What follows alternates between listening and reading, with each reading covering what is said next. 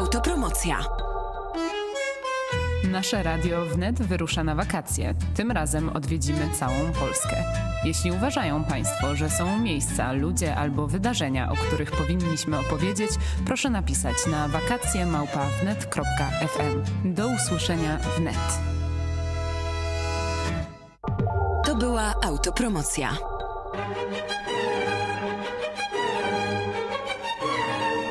Литературные ночи с Василем.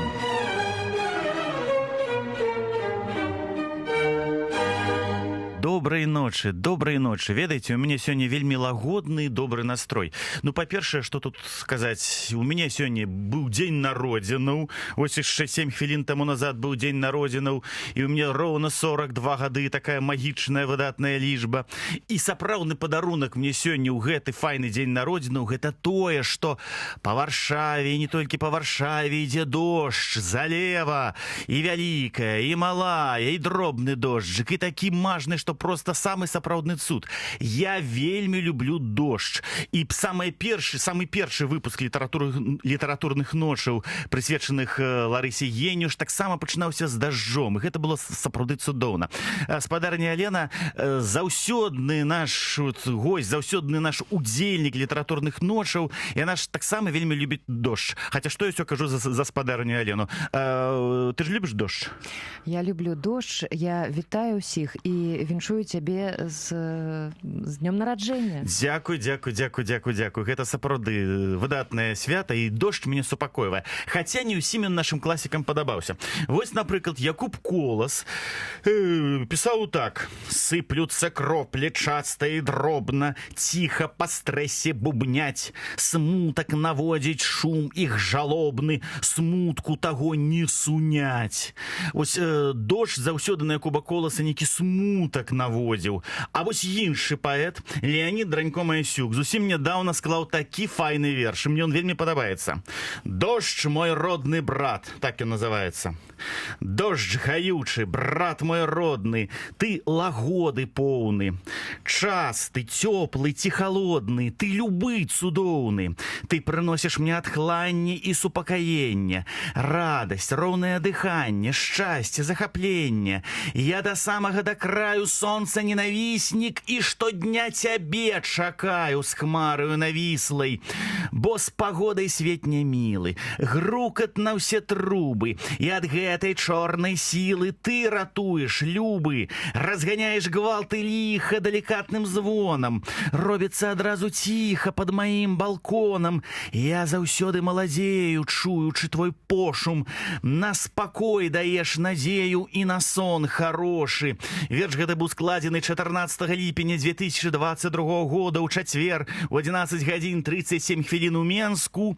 І, што самае цікавае, роўна 100 гадоў таму назад і 90 гадоў таму назад наш герой Янка Маур, які таксама жыў у Менску, жыў недалёка ад той вуліцы, дзе жыве сёння Леонід Дранько-Маясюк, ён таксама любіў дождж. Дождж таксама яго супакойваў. І пра гэта Янка Маур пісаў у лістах да свайго сябра Алесі Якімовіча і казаў, што менавіта дождж натхняе яго на новыя творы. І калі ён складаў свой адзін з самых гарачых твораў, сваю гарачую пякельную прозу, пра якую мы казалі ў мінулай перадачы, проза, якая так і называлася «Пекла», яна была створана акурат пад дождж. Яго гэта радавала, яго гэта суцішала. Вось, і суцішала, і суцяшала. Вот. «Пекла» гэта быў унікальны твор. Ён выйшаў акурат у 1930 годзе. Акурат перад першай хваляй рэпрэсій. Перад першай хваляй заўсёды бывае некае зацішша. І вось гэты твор выйшаў. Прыхільнікі Янка Маура зачытваюцца яго новай кнігай. Кніга, якая, як я казаў, называецца «Пекла». І пакуль яны чытаюць, Янка Маур адчувае сябе сапраўдным пераможцам. Чаму, я зараз раскажу. Пакуль настрою яго такі, які нам зараз дасць музыка Інгві Мальмсціна, трылогія сюіта опус 5.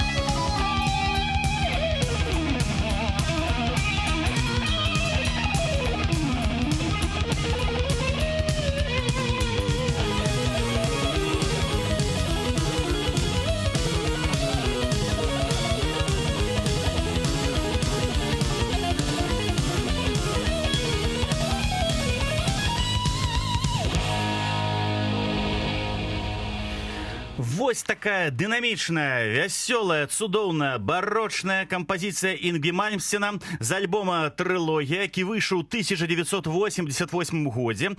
І, дарэчы, гэта быў першы альбом гэтага знакамітага шведскага гітарыста-віртуоза, які карыстаўся вялікай папулярнасцю ў тады яшчэ вядомай дзяржаве пад назвай СССР. Гэта быў першы альбом, які там афіцыйна прадаваўся, усе яго куплялі, усе захапляліся гением гэтай гітарнай ігры.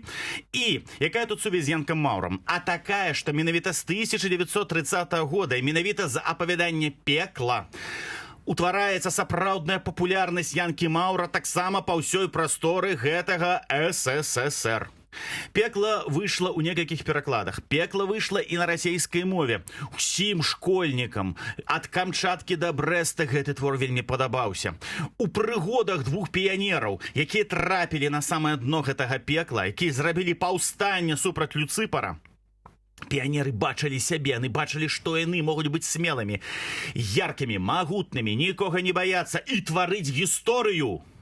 Дарослыя ж бачылі там іншую метафору. Дарослыя бачылі там метафору таго, што калісьці іхнія пеклы, якімі яны цяпер жывуць, рана ці позна таксама, магчыма, знікне, і гэты ненавісны Люцыпар, які толькі вось укараніўся, таксама кудысьці сыдзе нябыт. Дзякуй Богу, пільныя крытыкі, калі пісалі свае рэцэнзіі на гэта цудоўнае пекла, яны ў сваіх рэцэнзіях не рабілі палітычны акцэнт. Дзякуй Богу, што гэтыя метафоры крытыкі не ўбачылі. Але ж яны тым не меней шпількі свае падпускалі. Вельмі падпускалі. І ввогуле, пекла быў першы твор, які крытыкі імкнуліся, можна так сказаць, разграміць.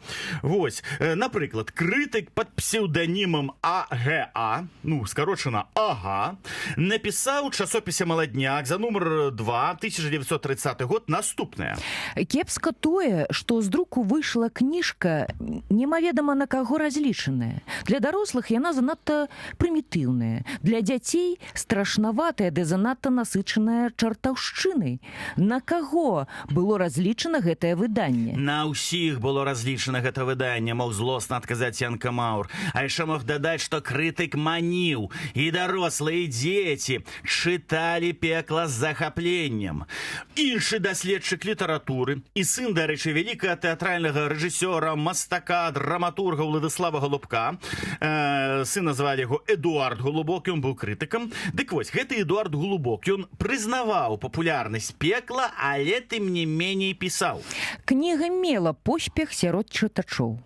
Але на наш погляд думкі аб тым, што гэта высокамастацкі твор, беспадстаўныя. У чым асноўная загана гэтага твора? Справа ў тым, што ўся наша праца па антырэлігійным выхаванню дзяцей вядзецца намі ў кірунку растлумачэння дзецям матэрыялістычнасці нашага сусвету і адмаўлення версіі аб існаванні розных цудаў, пекла, багоў, чарцей. Кніга Янкі Маура «Пекла» не разбівае гэтай думкі ў чытача, а наадварот, дзякуючы своеасабліваму метаду апісання, нават і ўпэўнівае яго ў тым, што нешта ўсё ж такі ёсць, замест доказу таго, што ўсе з'явы прыроды тлумачацца пэўнымі законамі прыроды і не маюць нічога агульнага з багамі, якіх наогул няма. Кнігі Янкі Маура шкодзяць выхаванню малых бязбожнікаў. Вось што казаў Эдуард Голубок. Яны шкодзяць. Упершыню Янка Маур чуў пра сябе такое з вуснаў гэтых самых крытыкаў. Гэта былі першыя дастаткова рэзкія крытычныя водгукі на ягоную творчасць.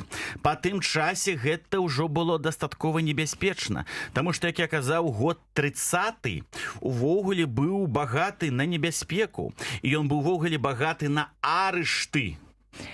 30 кастрычніка быў арыштаваны паэт Юрка Лявонны. 31 кастрычніка паэт Алесь Дудар. 2 лістапада празаік Віталь Каваль. 3 лістапада празаік і драматург Міхась Зарэцкі, паэт Тодар Кляшторны і паэт Сергей Мурзо. 4 лістапада фельетаніст і кінасцэнарыст Анатоль Вольны, паэт Юлій Таубін і драматург Васіль Сташэўскі. 6 лістапада паэт Валерый Маракоў. 13 лістапада паэт Зяма Півавараў. 17 лістапада крытак Макар Шалай. Вось такі быў страшны год. І неўзабаве на размову самі ведаеце куды быў выкліканы і Янка Маур. Настрой яго быў, я думаю, дастаткова халтурны, таму што ты не ведаеш, калі ідзеш на размову, што цябе будзе чакаць. Ці ты проста гадзіну пагаворыш і прызнаешся ў нейкіх сваіх грахах і цябе адпусцяць, ці цябе ўжо не адпусцяць, адправіць куды-небудзь далёка туды, на Салаўкі ці яшчэ куды падалей. З такім настроем шоў Янка Маур і думаў пра тое, што ў гэтай краіне можна чакаць любога. У гэтай краіне можна чакаць любога змроку і немаведама, калі цябе гэтыя служкі Люцыпара схопяць. І зараз мы пачуем песню гурта «Уліс Гестапа», якая цудоўна выяўляе настроі Янкі Маура. Гестапа!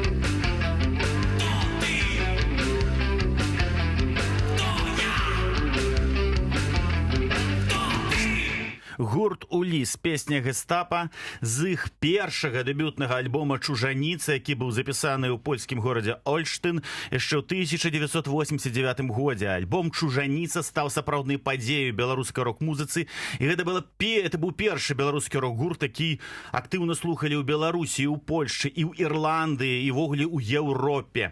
Это быў інтэлектуальны гурт. Это быў гурт, які любіў падарожжы, які любіў эксперыменты. Янка Маур таксама у сваіх творах любіў падарожжы, любіў эксперыментаваць і любіў зачароўваць сваім мастацтвам не толькі беларусаў, але і рускіх, і палякаў, і венграў, амерыканцаў, шмат каго. Рэфрэн гэтай песні, прыпеў дакладней, Андрэй Патрый, вакаліст, спявае «Хто ты, хто я, хто ты, хто я». Так часто паўтарае, што ты ўжо не разумееш, хто ты ёсць на самай справе. У 1930 годзе было тое ж самае. Людзей хапалі, людзей дапытвалі, людзей палохалі, людзей выганялі з партыі, людзей выганялі з працы і прымушалі іх быць не тымі, хто яны ёсць на самай справе. Яркі прыклад. Зміцер Жылуновіч, гэты геній 20-х гадоў, гэты проста стваральнік нашай савецкай Беларусі, гэты геніяльны, выдатны культурніцкі дзеяч, на якім трымалася наша культура 20-х гадоў. Яго ў 29-м годзе і ў 30-м пачалі праводзіць праз гэтыя партыйныя чысткі.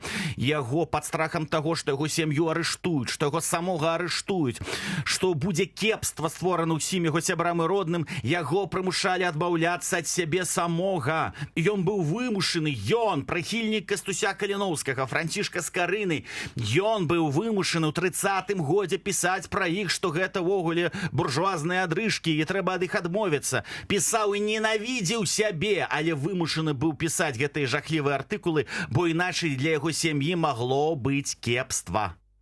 І самае цікавае пісаў, але бюст Кастуся Каліноўскага работы Заіра Азгура ён хаваў у сваёй шафе, ён не мог яго выкінуць.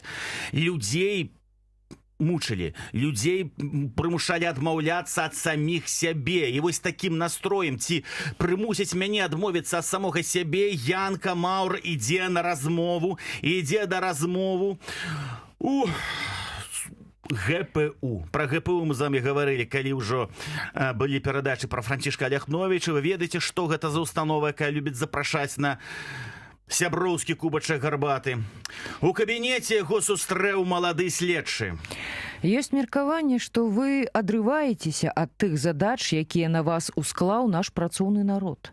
Вы паганяеце за таннымі эфектамі, якія павінны напалохаць, здзівіць, эмацыйна узбудзіць чытача, але ў вас няма самага галоўнага. Чаго ў мяне няма? Дзе адлюстраванне нашай гераічнай сучаснасці? Вы пішаце пра што заўгодна, хоць пра чорта лысава, як у вашым пекле, толькі не пра нашыя перамогі, толькі не пра наш вялікі пераломны час. Ведаеце, некаторыя мне кажуць, што ў гэтым праяўляецца ваша шкодніцтва. І ведаеце, мне прыкра чуць падобныя сцвярджэнні, таму што я прыхільнік вашай творчасці. Вы добра пачыналі, але я не магу закрываць вочы на тое, што гаворыць пра вас сёння, і таму... Прабачце, калі ласка, я вас слухаў, па вашаму вымаўленню скажыце, а вы ці не родам з Палесся? Так. Ведаеце, я акурат проста пачаў пісаць новую прыгодніцкую аповесць пра наш, дарэчы, гераічны час, пра нашу сучаснасць. Дык вось, дзеянне будзе адбывацца акурат на Палессі. Вас гэта павінна зацікавіць. Галоўныя героі, нашы смелыя, кемлівыя хлопцы, нашы піянеры, дык вось, яны волею лёса заблудзіліся сярод палескіх балотаў. У іх няма ні запалак, ні зброі. Яны асуджаны на пагібель, бо вакол ні душы. Яны павінны выжыць сярод дзікіх глухіх палескіх балотаў, дзе могуць сутыкнуцца і з галоднымі ваўкамі, і з раз'ятранымі дзікамі, ды з іншымі драпежнікамі. Але самая вялікая небяспека іх будзе чакаць, калі на гэтым востраве з'явяцца небяспечныя кантрабандысты, нашы ворагі. Так, цікава, і чым гэта ўсё скончыцца? А вось дайце мне магчымасць дапісаць гэты твор, спыніце цкаванне ў прэсе, і вас будзе чакаць сапраўдная класіка нашай беларускай савецкай літаратуры. А вы падпішыце мне кнігу? Я абавязкова падпішу кнігу, толькі дайце магчымасць мне працаваць і дайце магчымасць напісаць твор акурат пра нашу сучаснасць. Ну, добра, дамовіліся. Янка Маур выйшаў з кабінета пераможцам. Пераможцам ён захаваўся, ён застаўся тым, кім ён быў. Ён прыйшоў да хаты радасны. Ён нічого жонцы не казаў. Ён проста падышоў да свайго патэфона і паставіў пласцінку Жоржа Безе і на ўсю моц, на ўсю кватэру ўключыў увертюру да оперы «Кармен». І зараз і мы паслухаем. Жорж Безе, увертюра да оперы «Кармен».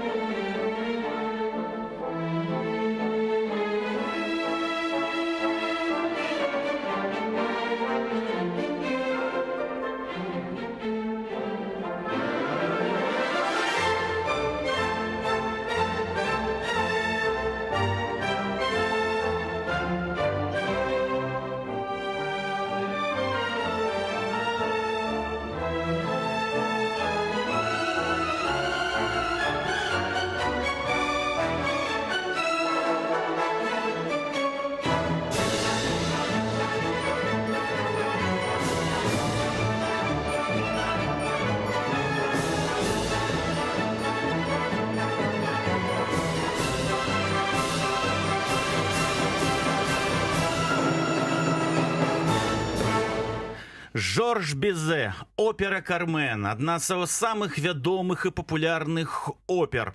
Прэм'ера адбылася ў 1875 годзе ў Парыжы. Перад гэтым яго быў поўны правал з аперэтай «Джаміле». І тут Безе хацеў рэабілітавацца, хацеў даказаць, што ён можа ствараць шэдэўры, і ён гэта даказаў. Зараз Янка Маур павінен зрабіць тое ж самае. Пасля пекла, якое не спадабалася крытыкам, і ён павінен напісаць твор, які павінен спадабацца гэтым самым крытыкам.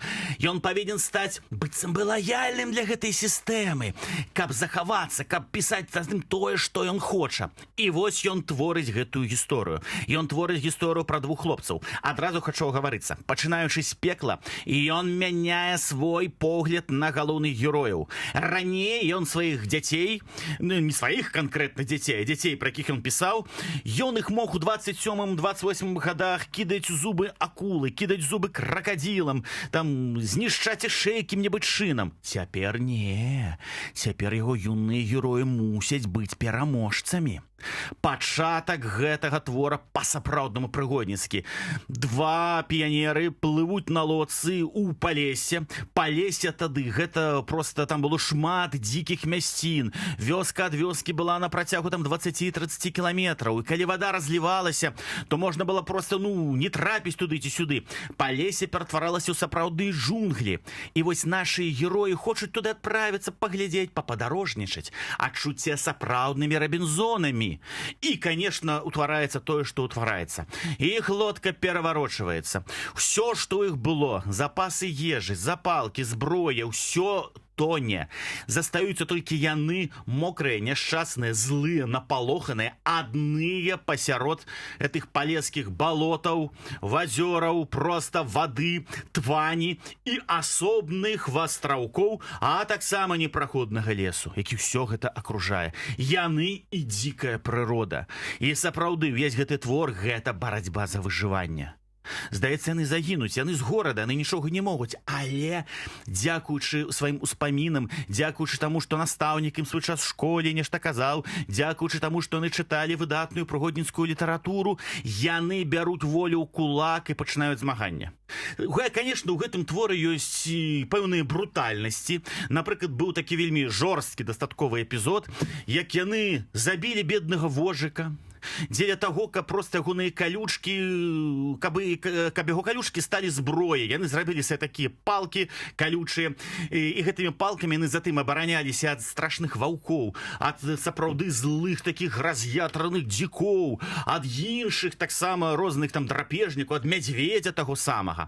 Вось, яны вучацца па-новаму здабываць агонь. Карацей, яны становяцца сапраўднымі мужчынамі, якім не страшны нічога. І гэта было новае. Фармальна дзеянне адбываецца ў наш час. Ну, не ў наш з вамі час, у час Янкі Маўра. Дзеянне адбываецца ў 1930 годзе, у тым годзе, калі гэта кніга ў канцы гэтага 30-го года она і выйшла. Героі-сучаснікі. Героі не прагнуць містыкі. Яны вось тут, на гэтым самым Палесе.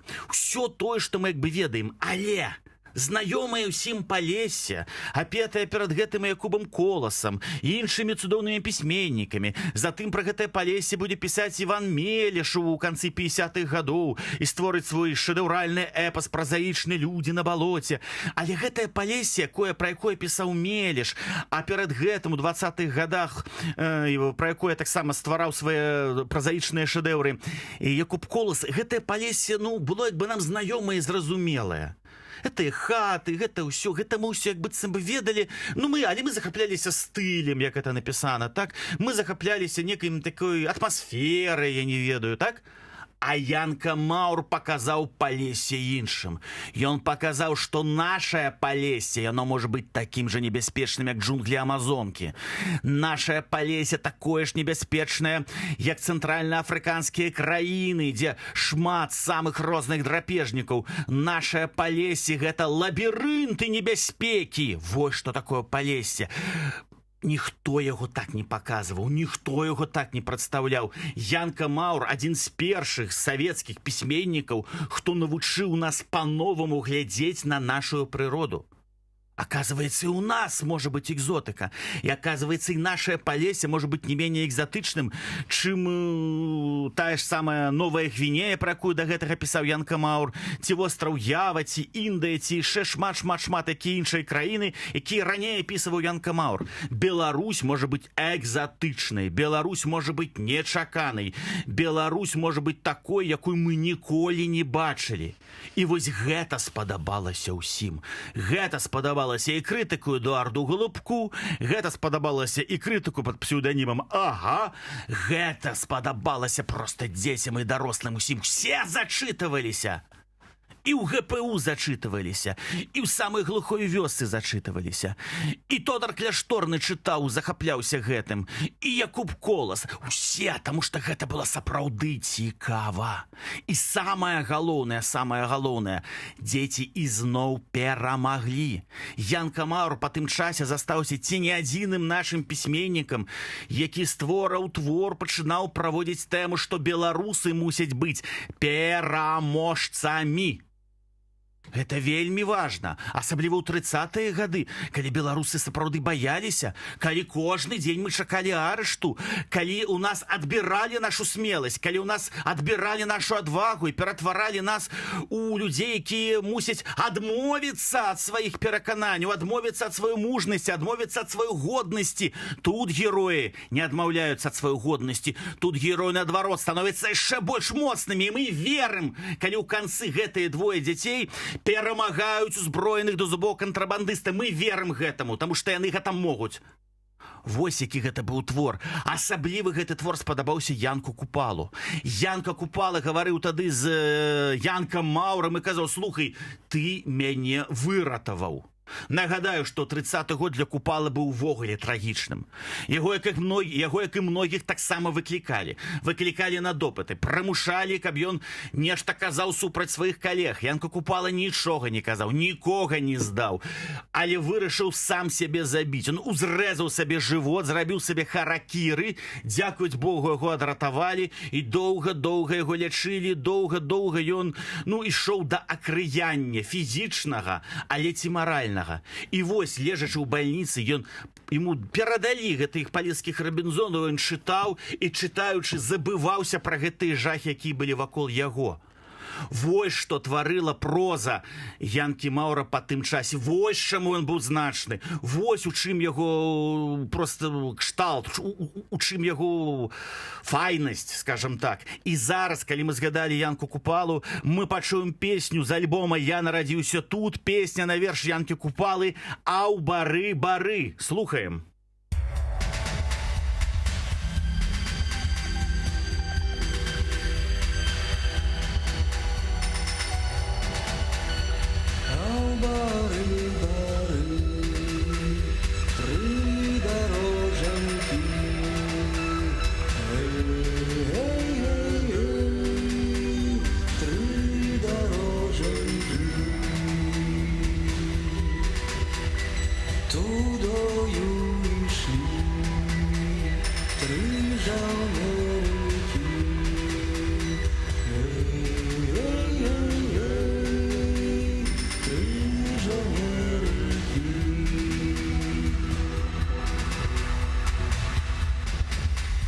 Один старик, наш прихоженький, гей, наш прихоженький, стал глядеть жаунер, сумнявается, гей, сумнявается, по якой пойти надумляется, гей, надумляется, по одной пойти не пошентится, гей, пошентится, по вятину сход, сколь не вернется, гей, сколь не вернется, по другой пойти обневолится, гей, обневолится, бог заходний бог, шляхтой котится, гей, шляхтой котится, выбирал жаунер третью стерженьку.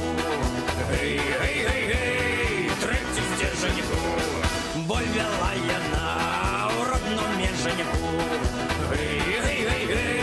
уродном меженьку, и запел жаунер той прихоженьки, той прихоженьки, а бары, три дороженьки, три дороженьки.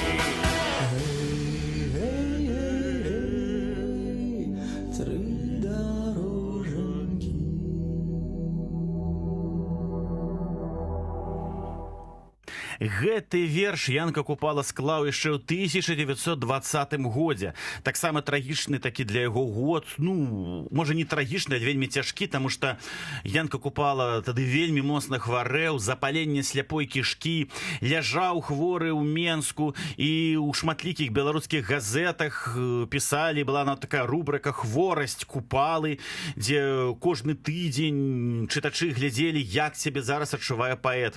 І вось у гэтым стане, калі ён хварэў, калі ён не ведаў, выжыве, не выжыве, ён складаў гэты верш пра тое, якую выбраць сцежку, каб захавацца, каб быць жывым, каб быць бадзёрым, каб быць пераможцам. Янка Маўр знайшоў гэтую сцежку. Выйшлі палескія рабінзоны, поспех быў на ўвесь Савецкі Саюз.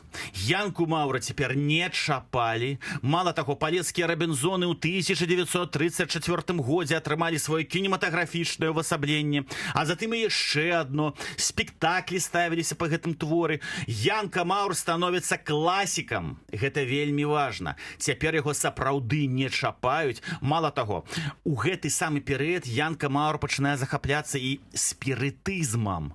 Ён, як быццам бы, умее выклікаць духаў.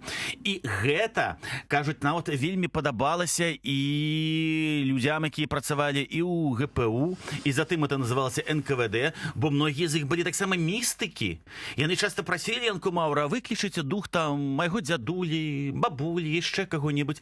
Янка Маур, як умелы актор, выклікаў. І гэтыя духі гаварылі. Таму Янка Маур умеў маніпуляваць сваімі ворагамі, умеў гэта рабіць і умеў любую сітуацыю пераварочваць на сваю карысць, так жа, як і яго героі. Наступны ягоны вялікі поспех быў звязаны з 1934 годам. Гэта была аповесць, якая называлася ТВТ. Што за ТВТ? Назва інтрыгавала. Калі расшыфроўваць, то гучала так: таварыства ваяўнічых тэхнікаў. І там галоўныя героі зноў былі дзеці. І яны кідалі выклік. Яны кідалі выклік свету дарослых і свету прадметаў, свету рэчаў. Дзеці станавіліся самастойнымі. Сэнс аповесці быў у тым, што цяпер дзецям не патрэбна было бегчы да дарослага і сказаць: дапамажы, у мяне там зламаўся гадзіннік, дапамажы, у мяне зламалася тое, зламалася сёе, зрабіце. Дзеці самі пачыналі вучыцца рамантаваць свае рэчы. Дзеці самі пачыналі вучыцца рабіць так, каб жыццё іх не было камфортным. Дзеці самі пачыналі не толькі сваё рамантаваць, але яшчэ і рэчы сваіх дарослых. Яны стварылі цэлую каманду, цэлую армію такіх ваяўнічых тэхнікаў, якім не патрэбна была іншая дапамога. Яны былі разумныя, незалежныя, умелыя і не баяліся цяжкасцяў, якія магла ім падкінуць іхні побыт. І гэта быў зноў новы погляд на дзяцей, новы погляд на, як быццам бы, зразумелую сітуацыю. І гэта, падкрэслі, было раней за знакаміты савецкі твор Аркадзя Гайдара «Цімур і яго каманда», дзе таксама былі дзеці, якія аб'ядноўваліся дзеля такой ідэі, што трэба дапамагаць дарослым, трэба там тайна там рабіць там нейкія файныя рэчы, там рамантаваць 5-10. Гэта было до Гайдара, і твор гэты меў таксама вялікі шалёны поспех. Ось наступны твор, про які я зараз хочу сказаць, які мы з Аленай хочам зачытаць нават. Это адзін з любімых твораў маіх вучняў. Ён называецца «На крызе». Выйшаў гэты твор, гэтае апавяданне, оно дастаткова кароткае, ёмкае. У 1941 годзе было апублікаванае ў часопісе «Іскры Ільіча» і выйшла на вясною, незадоўга да таго, як нацысцкія войскі акупавалі Беларусь, і там была таксама праведзена цікавая ідэя. Там было супрацьстаянне хлопчыка і вось крыгі. Галоўны герой Мікітка, падшывалец такі, любіў дурэць, любіў выбегаць на рэчку ранняй вясною, пхаць крыгі, якія ўжо ваўсю пачынаюць вясною хадзіць па гэтай рэчцы. І вось ён, дурэючы, залез на крыгу, якая прыбілася да берага, скача там нешта, хоча падштурхнуць іншую крыгу, якая плыве, і раптам крыга ўжо больш як на метр ад'ехала ад берага. Закрычаў Мікітка, пачаў кідацца туды і сюды, але дарэмна. Крыгу падхапіла плынь і панесла. Пачуць Мікітку з вёскі ніхто не мог, бо хаты былі не так блізка і несла яго зусім у другі бок. Заставалася адна надзея, што ўбачыць і пачуюць яго хто-небудзь з поля. Але хто ў такое разводдзе будзе хадзіць па полі воддаль ад дарогі і хат? Спачатку Мікітка доўга крычаў і плакаў, а потым убачыў, што плач яго ніяк дапамагчы не можа, і сцішыўся. Крыга зачапілася за алешыну і прыпынілася. У гэтую мінуту ззаду наехала на яе другая крыга і штурханула так, што Мікітка паляцеў да гары нагамі, а калі ён устаў, то ўбачыў, што ад яго крыгі засталася толькі палавіна. Гэтая палавіна паплыла далей, але ўжо не так спакойна, як раней. Ад кожнага руху хлопчыка яна гайдалася і гатовая была перакуліцца. Мікітка ўжо баяўся стаяць. Ён сеў на лёд і дрыжаў ад страху. Зноў пацяклі ў яго слёзы, зноў пачаў ён крычаць, і зноў ніякага адказу. Вёска засталася далёка ззаду, з правага берага ішлі шырокія палі з белымі плямамі снега. А з левага залітыя вадой паплавы, з якімі пачынаўся лес. Наўрад ці мог тут дзе-небудзь быць чалавек. Хлопчыка заўважае лётчык. Ён ляціць у вёску, папярэдзіць жыхароў пра гэтую бяду, кідаем рукавіцу. У рукавіцы запіска «Хлопчык на крызе». Пакуль самалёт лятаў вакол яго, хлопчык меў надзею, што лётчык яго ўбачыў і хоча дапамагчы. А калі самалёт паляцеў, то Мікітку зноў ахапіў жах. За гэты час ад яго крыгі адламаўся яшчэ адзін кавалак, і цяпер яна хісталася ад кожнага руху хлопчыка, што магла перакуліцца ў кожную мінуту. Мікітка лёг на крыгу і прыціснуўся да яе, дранцвеючы ад холаду. Увесь свет яму здаваўся цёмным, пустым. Шкада яму стала сябе самога, і ён затросся ад плачу. Вось наперадзе плыве вялізная крыга. Яна чапляецца за кусты, затрымліваецца, нязграбна паварочваецца, зноў плыве, зноў чапляецца. Малая Мікіткава крыга плыве хутчэй. Яна павінна дагнаць вялікую. Калі стукнецца, што тады будзе? Здаецца, вось-вось і хлопчык загіне, ніхто нішто не зможа яго выратаваць. Але цяпер Янка Маўр працуе іначай. Цяпер усё адбываецца зусім не так, як у яго ранейшых творах. Слухаем далей. А што, каб пераскочыць на гэтую вялікую крыгу? Мільганула ў галаве думка. Трэба паспець пераскочыць, не дапусціць, каб яны стукнуліся, а то і гэтае раскрышыцца ці перакуліцца. Трэба падрыхтавацца, падпільнаваць і скокнуць. Страх прайшоў. Не адчувалася і холаду. Усе думкі Мікіткі накіраваліся на другое. Ён прыўзняўся, рыхтуючыся скокнуць. Крыга пагражальна закалыхалася. Нічога, трэба толькі спакойна трымацца. Да вялікай крыгі засталося паўметра. Меней, раз! І Мікітка, адштурхнуўшы нагамі сваю крыгу, бразнуўся на вялікую. Тая толькі трошкі нахілілася. Мікітка аж засмяяўся ад радасці. Здорава ён скокнуў. Калі пад'ехалі людзі, то са здзіўленнем убачылі, што Мікітка адчувае сябе як дома. Спакойны, вясёлы, нібыта з ім нічога асаблівага і не здарылася. Ні яны, ні сам Мікітка не ведалі, што такім ён стаў тады, калі забыўся на страх, ды пачаў разважаць і дзейнічаць. Вось што самае важнае, разважаць і дзейнічаць. І для Янкі Маўра гэта істотна, каб і дарослыя дзеці нарэшце пачалі разважаць і думаць, а не жыць паводле эмоцый і не паддавацца эмоцыям. А самае галоўнае, не паддавацца таму, каб нехта іншы вам казаў, што трэба рабіць. У нумары другім 46-го года у часопісе «Беларусь» Янка Маўр друкуе адзін з сваіх самых значных твораў. Гэта апавяданне больш нідзе ніколі не перадрукоўвалася і не выходзіла ў зборніках і тамах выбранага. Апавяданне называлася «Яно». У чым унікальнасць гэтай прозы і чаму гэты твор такі цудоўны, мы зараз даведаемся. Калі ласка, паслухаем. Пачынаецца яно як сапраўдны фантастычны фільм. Маленькія дзеці з жахам, цікавасцю глядзяць, як у двары ў пяску варушыцца некае дзіўнае стварэнне.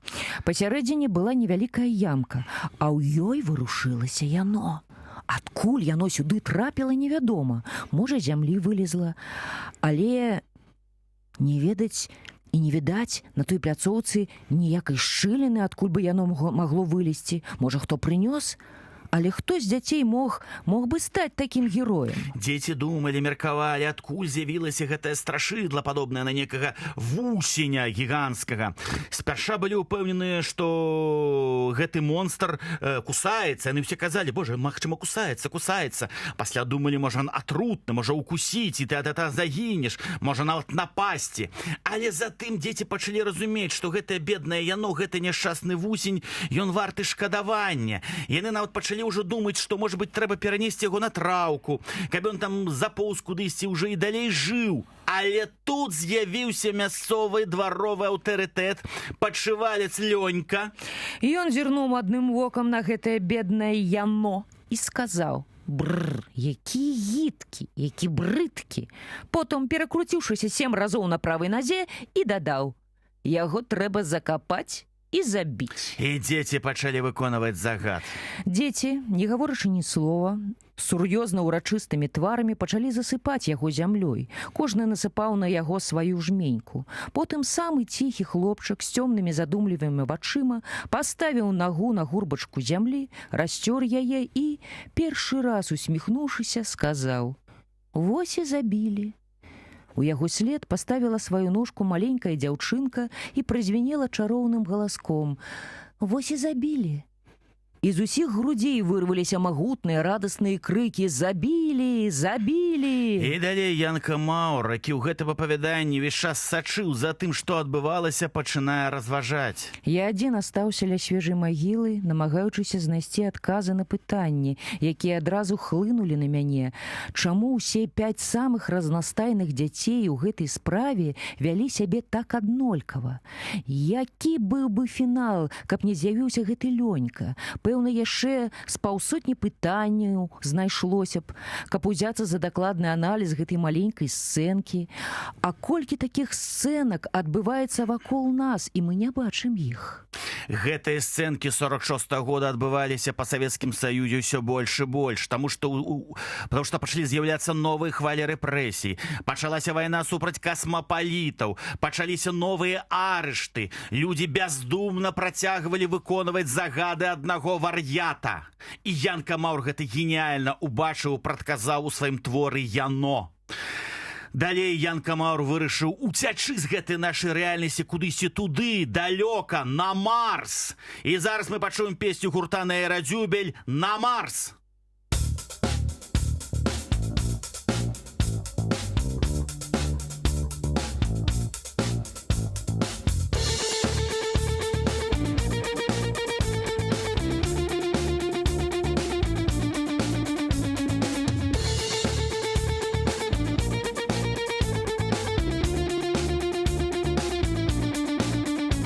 Потрапило в доброе место наше шаленое сердце, и небо нам шлях обяцает, манить мы покуль что трываем.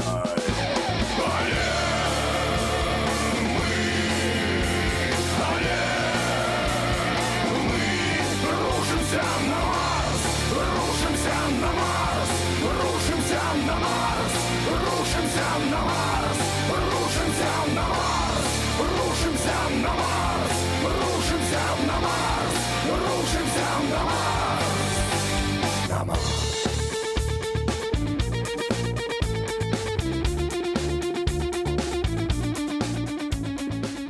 Александр Кулінковіч імкнуўся на Марс, і Янка Маур таксама. У 1955 годзе яго выходзіць шэдэўральны твор «Фантамабіль» прафесара Целякоўскага. І зноў двое дзяцей. Іхні дзядуля, геніяльны вучоны, стварае фантамабіль, і яны могуць ляцець на Марс, паглядзець, якія там марсіяне. Марсіяне там няшчасныя, такія затурканыя, людзі, нагадваюць вельмі мне адных людзей, якіх таксама любяць мучыць розныя тыраны і дыктатары. Дык вось, гэтыя дзеці, як у тым самым пекле, перамагаюць марсіянскага дыктатара, усяляюць надзею ў тых марсіян, якія падобныя да нейкіх мядзведзяў, і кажуць ім: ваш Марс павінен быць свабодным, ваш Марс павінен быць вольным, а вы павінны нарэшце ўмець бараніць самі сябе. Вось які быў Янка Маур. Ён казаў беларусам, каб яны былі вольныя, магутныя, не баяліся даваць адпор, былі таленавітыя, імпэтныя. Вось за што я люблю Янку Маура. Таму чытайце Янку Маура, натхняйцеся. А з вами была цудоўная спадарыня Галена Баярова. Да пабачэння. Василь Ранько-Мансюк, якому сёння спаўняецца 42 гады. Цудоўная Дамініка Борч.